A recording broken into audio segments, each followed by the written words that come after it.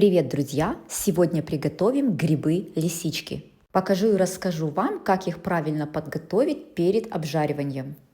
В емкость добавляем холодную воду, добавляем столовую ложку соли. Соль необходимо растворить в воде, это очень важный момент. Помешиваем до растворения соли и выкладываем в эту воду грибочки.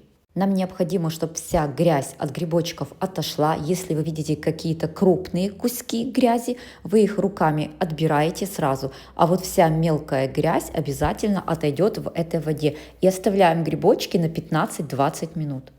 Дольше этого времени их держать не нужно, 20 минут будет достаточно. Затем промываем грибы под проточной водой и полностью сливаем с них воду. Посмотрите, какие красивые чистые грибочки мы подготовили для обжаривания.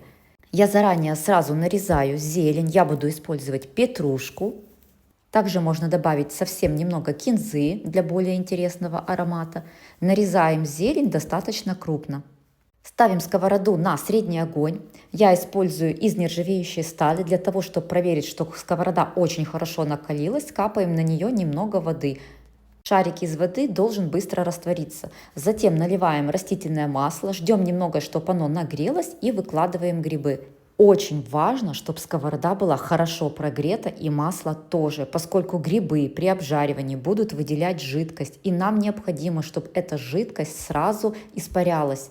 Если огонь будет ниже среднего либо маленький, то грибы сразу начнут тушиться, а нам необходимо их обжарить.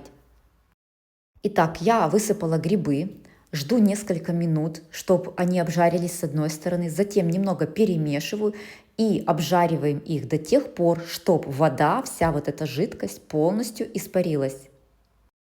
Вы должны прям видеть, что с каждой минуткой жидкости становится все меньше и меньше. Тогда вы выбрали самый правильный режим обжаривания.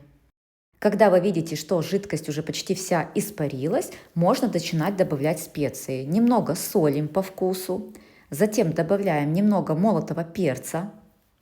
И также я добавляю к лисичкам обязательно специю хмели-сунели. Она раскрывает их такой интересный вкус. Обязательно попробуйте добавить, вам понравится.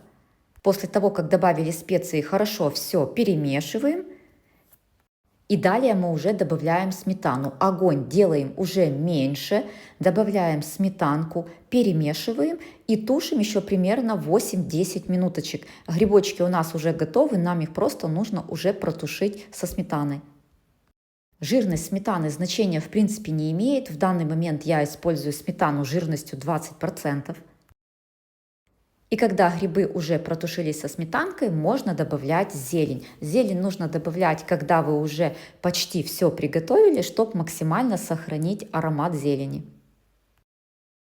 Итак, добавляем петрушечку, перемешиваем и оставляем еще на 2-3 минутки, чтобы аромат зелени хорошо соединился с ароматом грибов.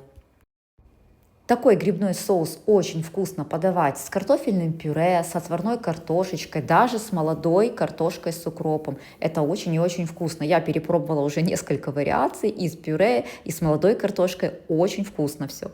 Друзья, обязательно попробуйте приготовить, тем более, что сейчас сезон лисичек. Они доступны, они везде продаются. Обязательно пробуйте приготовить.